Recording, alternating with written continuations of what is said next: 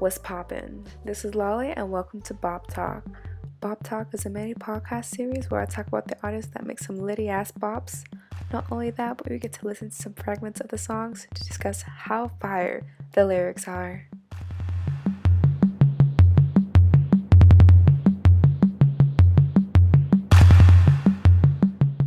Warning: the following content may contain elements that are not suitable for some audiences. Listener discretion is advised.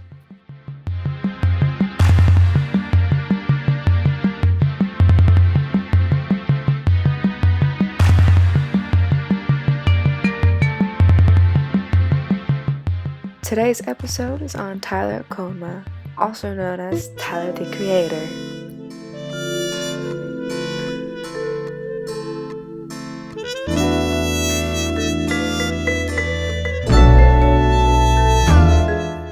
He has an album called Flyboy. Let's start off with Tyler's roots that made him blossom who he is today.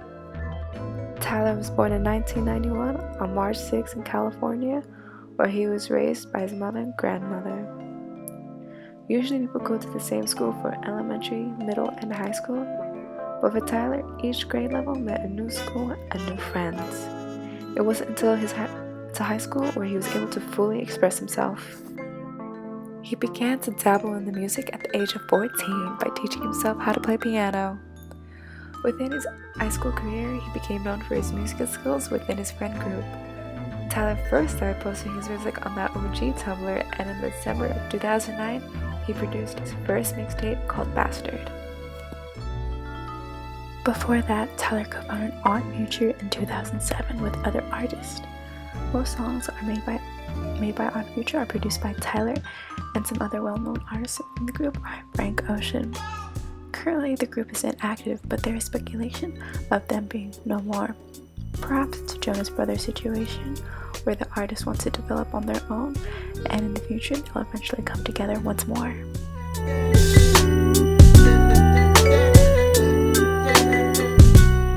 So now that I gave y'all a brief history about Tyler the Creator, we could begin the music portion. I recommend you to close your eyes to have some relaxation time. I do advise you to be aware of your surroundings. You wouldn't do that, Tyler. Kill yourself or anyone. You don't even have the balls to begin with. What you need is me, someone to talk to. It's been a while since our last session, so tell me what's been going on. What you just heard now is the intro to the first song up, which is Goblin. Looking back at his past work, Tyler believes that Goblin and a few other songs on the album are horrible and low quality. The song was so obscene that they actually banned it from the UK and Australia. When the song was released, it sparked controversy because of the high usage of homophobic slurs and the amount of violence described in the song. The entire premise is a conversation between Tyler and his fictitious therapist, Dr. TC. Cause I'm too scared to tell my friends the way I really fucking feel. Of course they only listen to lyrics about me pissing off in the tombs of Lower Croft. I'm getting pissed off. Touching back to what I said previously, people focus on all the negative lyrics, and rather than focusing on the whole entire meaning, they just keep it and they won't let it go. I wish the Bay was here. But I was determined to be great, so those classes could wait. Cause the 4 days that I went, I wasn't learning shit. Now I'm living dreams that I wanted since 8 and can't afford to get my mother something on her birthday.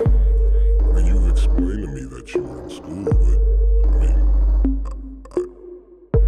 They claim the shit I say is just wrong. Like nobody has those really dark thoughts when alone. I'm just a teenager who admits he's suicide prone. My life is doing pretty good.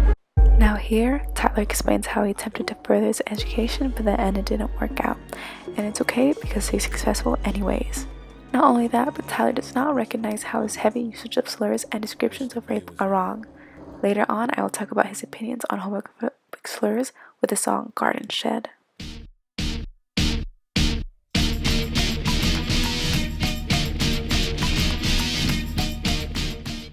Alright, the next song up is Death Camp, which is the first song on the album Cherry Bomb. This song describes him how he made himself an artist rather than buying his way into success like other artists have. It's like a low-key humble brag. He doesn't say it in the song, but he produces his own music, doesn't use any samples, and he designs his own clothes for his clothing brand, Golf.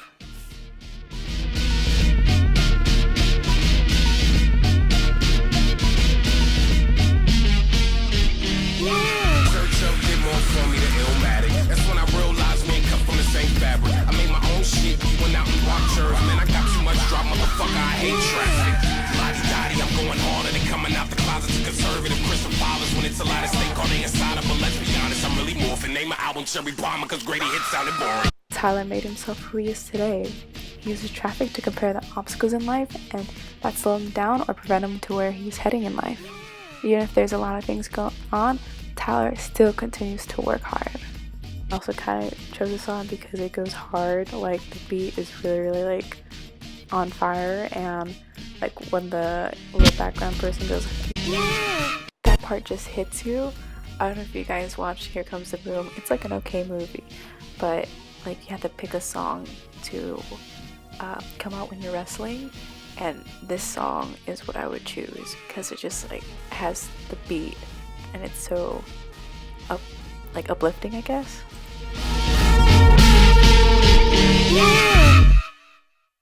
Alright, the next song is 911 or Mr. Lonely, where he recognizes his past actions.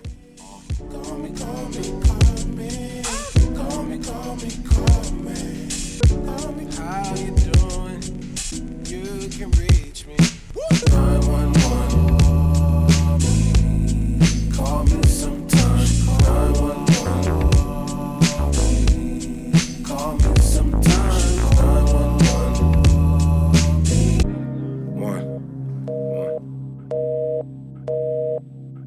I can't even lie. I've been lonely as fuck. Oh, lonely ass nigga. I can't even lie. I've been lonely as fuck. Like, get some bitches or something. Weird ass nigga. I can't even lie. I've been lonely. They say the loudest in the room is weak. That's what they assume, but I disagree. I say the loudest in the room is probably the loneliest one in the room.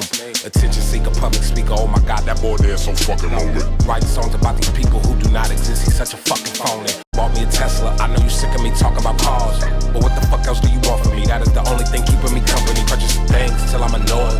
These items just filling the void. Been feeling it for so long, I don't even know if it's shit I enjoy. Going back doors and that door, my partner is a shadow. I need love. Do you got some I can borrow? Treat me like direct deposit. Checking on me sometime. Ask me how I'm really doing, so I never have to press that 911.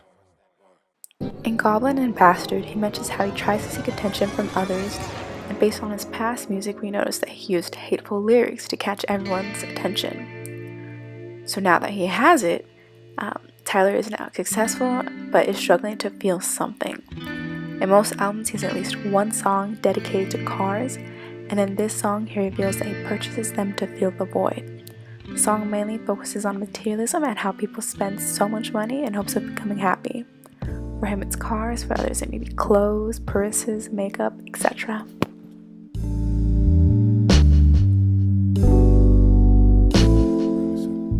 Alright, you guys, thank you for listening in. This will be our last song today, and it will be Garden Shed. This is from the album Flower Boy. This song is considered part of his coming out story.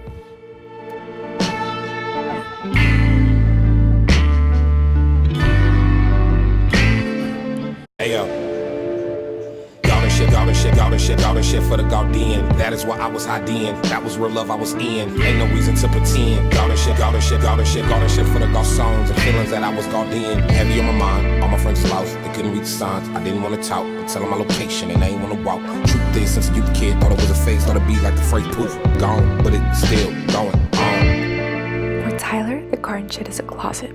Within his garden shed, he talks about running in a field of rainbow flowers in another song of Flower Boy. Frank Ocean also came up previously, and Tyler was fully supportive of him when it happened. Tyler just wants the same support, but since there's still speculation of him being homophobic because of his usage of slurs. In an interview with New Musical Express, he reveals his justification to use the F word, which would be similar to the usage of the N word. It's only okay if you're black, and in this case, it's only okay if you're gay. Some people are hurt by his words, while others are not. I personally do not support his usage of those slurs because, as he said, it still hurts people. On a lighter note, in the album he talks about how he had a thing for 1995 Leonardo DiCaprio, and I can relate because he is a total snack. In another album he also mentions how he was kissing white boys since 2004.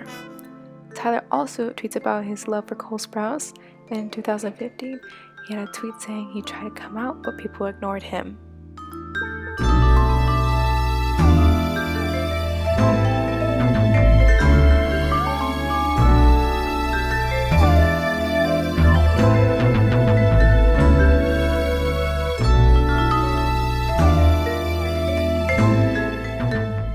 A lot of his music is influenced by traumatic events in his life.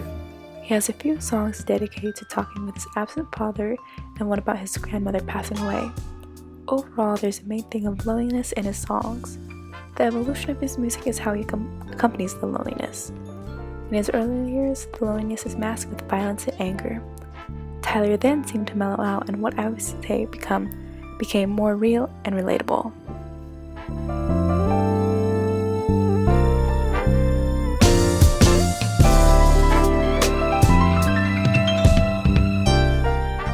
And let's not forget, today's episode is brought to you by Mendocino Farms, where we sell happy.